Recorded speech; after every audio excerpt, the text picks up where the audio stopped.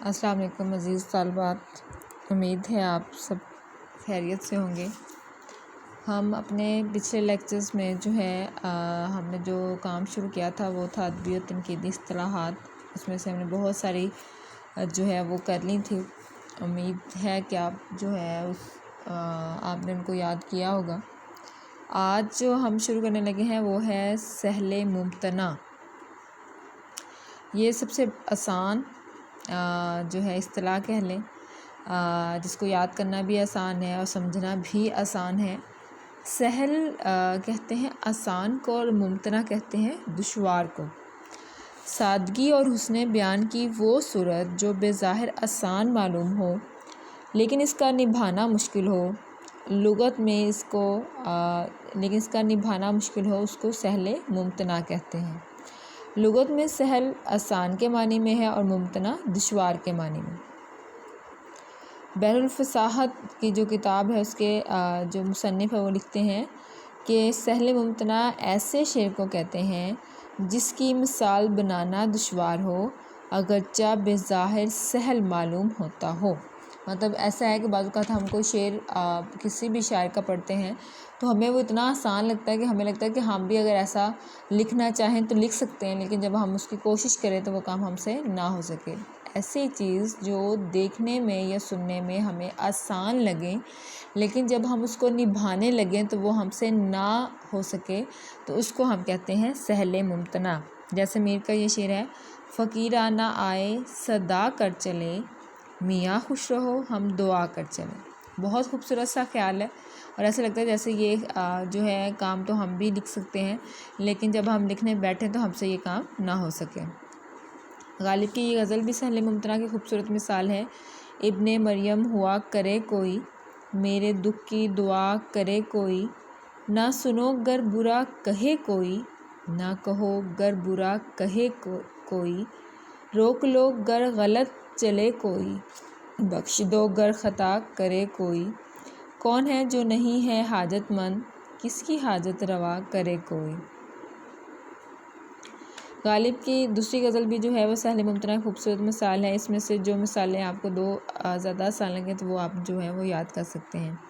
دل نادان تجھے ہوا کیا ہے، آخر اس درد کی دوا کیا ہے، ہم کون سے وفا کی ہے امید، جو نہیں جانتے وفا کیا ہے، ہاں بھلا کر تیرا بھلا ہوگا، اور درویش کی صدا کیا ہے، جان تم پر نثار کرتا ہوں، میں نہیں جانتا دعا کیا ہے۔ اصل میں سہل ممتنع کا کمال یہ ہوتا ہے کہ مصرعوں کو اگر بول چال کی نثر میں بھی تبدیل کر دیا جائے تو ترتیب جو الفاظ کی ہوتی ہے اس کو خاص فرق نہ پڑے۔ سہل ممتنع کہتے ہیں کہ ایسی چیز جو دیکھنے میں آسان ہو لیکن اس کو نبھانا جو ہے وہ بہت مشکل ہو، اس کو سہل ممتنع کہتے ہیں۔ آگے جو ہمارے پاس ادبی اصطلاح ہے وہ ہے غرابت۔ غرابت کا مطلب ہوتا ہے غیر مانوس الفاظ، مشکل الفاظ، جو بہت کم سنے ہوں، بہت کم تحریر میں دیکھے ہوں، اس کو ہم کہتے ہیں غرابت۔ غرابت الفاظ و مرکبات کا استعمال کلام کا نقص ہے، یعنی کلام کی خرابی ہے، کلام کا عیب ہے۔ جو لفظ یا ترکیب سماعت پر ناگوار اور حافظے پر بار ہو اسے اصطلاح میں غرابت کہیں گے۔ غرابت کہتے ہیں غیر مانوس الفاظ کا استعمال۔ اور یاد رکھیں گے ہمارے ہاں اہل لکھنؤ یعنی لکھنؤ کے شاعروں نے غرابت کا استعمال جو ہے وہ زیادہ کیا ہے۔ انشاء اور ذوق کے قصائد ایسے ہیں جن کے قافیوں میں اکثر ادق الفاظ، ادق کا مطلب مشکل اور غیر مانوس لغات موجود ہے۔ غیر مانوس لغات کا مطلب الفاظ، مطلب جن سے ہمیں واقفیت نہیں ہے، جن کو ہم نے پہلے کبھی نہیں سنا، تو ایسے الفاظ ہمیں جو ہے انشاء اور ذوق جو ہے ان کے قصیدے، قصائد کی جمع جو ہے قصیدے کی جمع جو ہے وہ قصائد ہے۔ قصائد میں جو ہے وہ ہمیں دیکھنے کو ملتے ہیں جن سے واقفیت بہت عام نہیں، مطلب جن کو ہم نہیں جانتے، جن کو اگر ہم پڑھتے بھی ہیں تو ہمیں پھر ان الفاظ کو سمجھنے کے لیے لغت کا سہارا لینا پڑتا ہے۔ انشاء کا ہی ایک شعر ہے، واسطے فائدے کے بنائے سب اعضاء، عاتق و کتف و دید و سعد رسخ و مرفق۔ اب یہ جو دوسرے مصرعے میں جو ہے شاعر نے جو ہے پانچوں حواس کا جو ہے وہ ذکر کیا، جس کو ہم سینسز بھی کہتے ہیں، 5 سینسز۔ تو یہ جو ہے، لیکن چونکہ یہ الفاظ ہمارے عام بول چال میں استعمال نہیں ہوتے ہیں، ہم نے ان کو کہیں دیکھا نہیں ہوا، اس لیے یہ دوسرا مصرع جو ہے وہ ہمارے لیے بالکل ہی غیر مانوس جو ہے، غیر مانوس جو ہے الفاظ کی وجہ سے ہمیں بہت دشوار اور جو ہے مشکل لگ رہا ہے۔ اب آگے دیکھیں، دوسرے مصرعے میں جو لفظ آئیں ان سے پڑھنے والے بالعموم مانوس نہیں ہوں گے، اور عجب نہیں کہ انہیں سمجھنے یا حل کرنے کے لیے لغت کا سہارا بھی لینا پڑے۔ ظاہری بات ہے جو چیز سمجھ میں نہیں آئے گی اس کو سمجھنے کے لیے یقیناً جو ہے وہ لغت کا سہارا لینا پڑے گا۔ کہتے ہیں کہ پنڈت کیفی کے بقول کے غرابت کے بعض موقع پر پڑھنے والے کو لغت دیکھنے کی ضرورت نہ بھی پڑے تب بھی یہ جو ہے نقص ہی ہے، کیونکہ غرابت جو ہے وہ کلام کی ایک عیب ہے، ایک خرابی ہے۔ کہتے ہیں کہ اگر بعض موقع پر جو ہے اگر کوئی لفظ ایسا غیر مانوس ہے کہ اس کو دیکھنے کے لیے لغت کا سہارا نہیں بھی کرنا پڑتا، تو اس کا مطلب یہ نہیں ہے کہ وہ کلام کی جو ہے خوبی بن گئی یا تحریر کی خوبی بن گئی ہے، بلکہ وہ پھر بھی جو ہے کلام کا عیب ہی رہے گا، نقص ہی رہے گا۔ اس کی جانچ کا معیار ذوق سلیم پر ہے، یعنی آپ کو جتنا اچھا ادبی ذوق ہوگا اسی لحاظ سے جو ہے آپ اس کو جج کر سکتے ہیں، ٹھیک ہے۔ اگلا ہمارے پاس جو ہے وہ ہے معاملہ بندی۔ معاملہ بندی جو ہے ہمارے ہاں جو ہے سب سے زیادہ ہمیں مومن کے ہاں نظر آتی ہے، ان کی شاعری معاملہ بندی کی خوبصورت مثالیں ہیں۔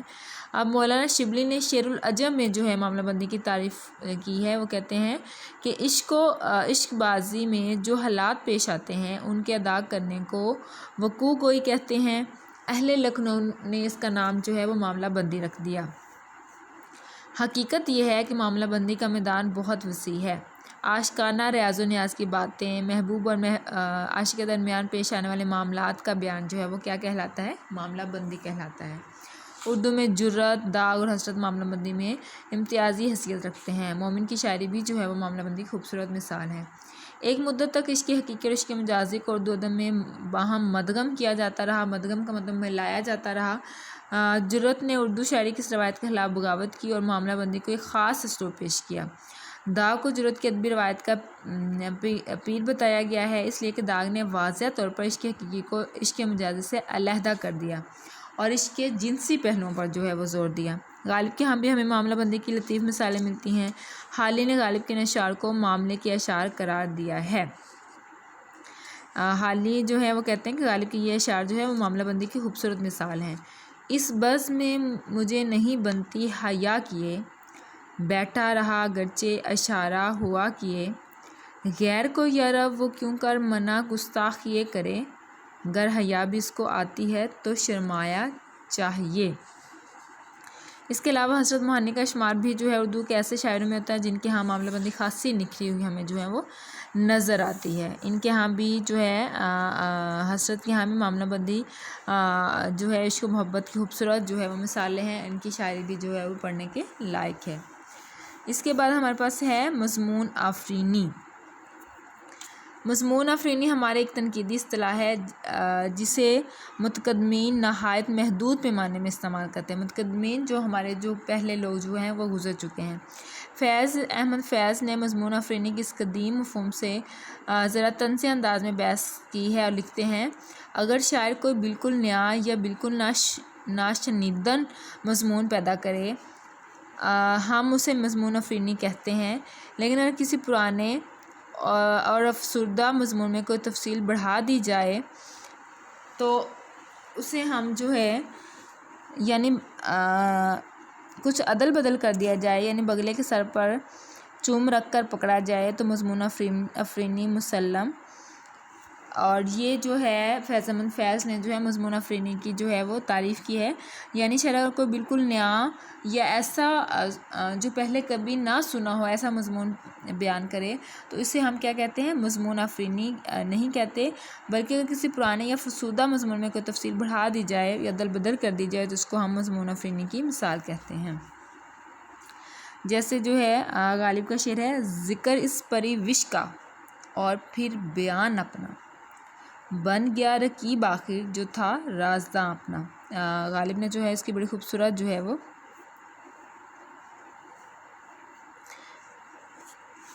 خوبصورت جو ہے وہ اس کی مثال یہاں پہ دی ہے، اور یہ نہیں ہے مطلب غالب کا شعر جو ہے وہ مضمون آفرینی کا خوبصورت نمونہ ہے، لیکن یہ جو دوسرا شعر ہے یہ مضمون آفرینی کا نمونہ نہیں ہے۔ وہ کیا ہے؟ منظر ایک بلندی پر اور ہم بنا لیتے، عرش سے پرے ہوتا کاش کے مقام اپنا۔ ظاہر ہے مضمون آفرینی کا یہ نہایت غلط استعمال ہے۔ اس کی وجہ یہ ہے کہ خود مضمون کا لفظ غلط معنوں میں استعمال ہوا ہے۔ مضامین سے شاعر کے اپنے مخصوص جو ہیں وہ تجربات ہوتے ہیں، جس پر تقریباً ہر شاعر جو ہے وہ طب آزمائی کرتا ہے۔ اس میں حسد بھی ہے، رقابت بھی ہے، محبوب کی بے وفائی بھی ہے، دنیا کی بے ثباتی بھی ہے، عاشق کی نکاحت ہے، شب ہجرہ کی طوالت ہے۔ نکاحت کمزوری کو کہتے ہیں، شب ہجرہ یعنی ہجر کی رات، طوالت کا مطلب لمبائی۔ شاعر کے لیے یہ مختلف مصرع طرح تھے جس پر وہ زیادہ سے زیادہ کوئی خوبصورت گرہ لگا سکتا تھا۔ اس کشیدہ کاری کو ہم مضمون آفرینی کہتے ہیں۔ اس کے بعد ہمارے پاس جو ہے حقیقت پسندی یا حقیقت نگاری۔ اس میں کیا آتا ہے؟ ادب میں چیزیں ہیں، اشخاص ہیں اور واقعات کو بغیر کسی تعصب کے دیانت و صداقت کے ساتھ پیش کرنے کی کوشش کو ہم کیا کہتے ہیں؟ حقیقت پسندی کہتے ہیں۔ بالفاظ دیگر حقیقت پسندی یا حقیقت نگاری کے معنی ہے خارجی حقائق کو جو ہے اسی حالات کے مطابق جو ہے وہ استعمال کرنا جو ہے وہ حقیقت پسندی کہلاتا ہے۔ آپ کے جو ہے 3rd ایئر کے جو ہے سلیبس میں افسانوی ادب میں جو ہے افسانہ کفن جو ہے وہ پریم چند کا شامل تھا۔ یہ حقیقت نگاری کی روایت میں ایک سنگ میل کا درجہ رکھتا ہے۔ کفن بڑی بھیانک تصویر ہے۔ خود پریم چند کے ہاں بھی ایسی حقیقت نگاری کی مثالیں جو ہے وہ کم ہی ملتی ہیں۔ پریم چند کا افسانہ کفن جو ہے وہ واقعہ ہی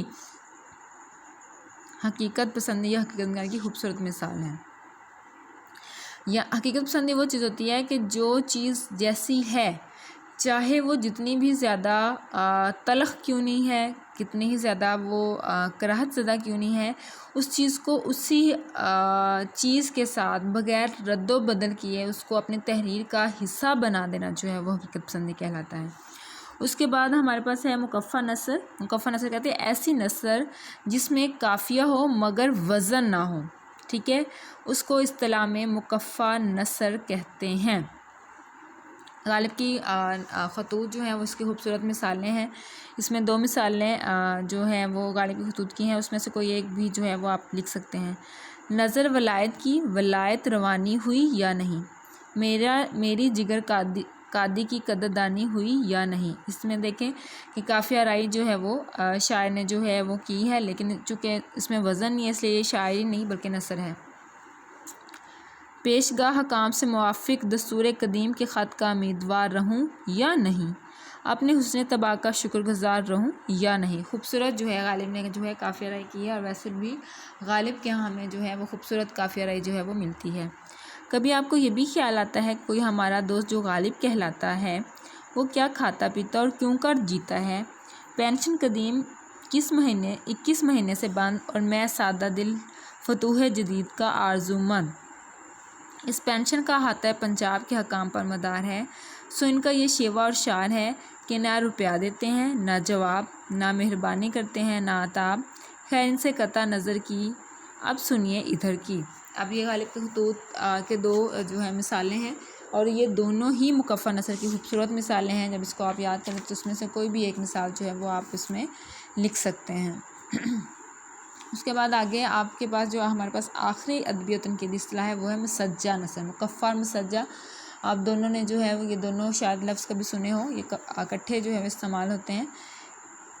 جو ہیں بعض لوگ تو جو ہے مکفّہ اور مسجع کو ہم معنی ہی اصطلاحات سمجھتے ہیں، لیکن بعض علماء ادب جو ہیں وہ نثر مسجع کو نثر مکفّہ سے مختلف جانتے ہیں۔ ان کے خیال میں سنت ترسیم اگر نثر میں واقع ہو، یعنی 2 جملوں یا فقروں کے تمام یا بیشتر الفاظ الترتیب وزن اور قافیے میں متفق ہوں تو ایسی نثر کو نثر مسجع کہا جائے گا۔ ہم نے مکفّہ میں پڑھا تھا کہ قافیہ تو ہو یعنی ہم آواز تو ہوں لیکن ان میں وزن نہ ہو تو وہ کیا ہے؟ مکفّہ نثر ہے۔ اور مسجع میں کیا ہے؟ الفاظ ترتیب میں ہوں، قافیے میں متفق ہوں تو ایسی نثر کو ہم نثر مسجع بھی کہتے ہیں۔ اس کے بعد ایک چھوٹی سی ترکیب ہمیں اور بھی نظر آ رہی ہے، وہ ہے نثر آری۔ بحر الفصاحت کے مؤلف لکھتے ہیں نثر آری کے الفاظ میں نہ وزن کی قید ہے نہ قافیے کی۔ تو ہم نے پہلے جو 2 نثر کفہ اور مسجع پڑھے، اس میں ایک میں جو ہے وزن کی قید نہیں تھی، دوسرے میں جو ہے وزن اور قافیے میں ترتیب ہو، لیکن جو نثر آری کا مطلب ویسے بھی ہوتا ہے پاک ہونا ہر چیز سے۔ اس میں کہتے ہیں کہ اس نثر میں نہ الفاظ میں وزن کی قید ہوتی ہے اور نہ ہی قافیے میں، یعنی یہ ان سب باتوں سے آری ہوتی ہے۔ اس کو روزمرہ اردو بھی کہتے ہیں۔ آج کل اردو میں اسی قسم کی نثر بہت جو ہے اس کا رواج ہے، ایسی نثر جو ہر چیز سے جو ہے آری ہو، اس کو ہم جو ہے نثر آری کہتے ہیں۔ یہ آپ لوگوں کی ادبی و تنقیدی اصطلاحات ہماری جو ہے وہ ختم ہوگی، تقریباً ہمارے 15-16 جو ہے ادبی تنقیدی اصطلاحات تھیں، ان سب کو جو ہے آپ نے اچھی طرح سے یاد کرنا ہے۔ یہ آپ کا جو ہے پورے 15 نمبر کا سوال ہے جو آپ کے پیپر میں آتا ہے، اس لیے ان اصطلاحات کو تھوڑی مشکل ہیں، جو کہ آپ کا پہلے سے کبھی واسطہ نہیں پڑا، لیکن جو ہے ان کو اچھی طرح سے لکھ کر یاد کریں تو انشاءاللہ تعالیٰ جو ہے وہ آپ کو سمجھ میں بھی آئیں گے اور آپ کو یاد بھی ہو جائیں گے۔ اپنا خیال رکھیے گا، انشاءاللہ اگلے لیکچر میں پھر ملیں گے۔ خدا حافظ۔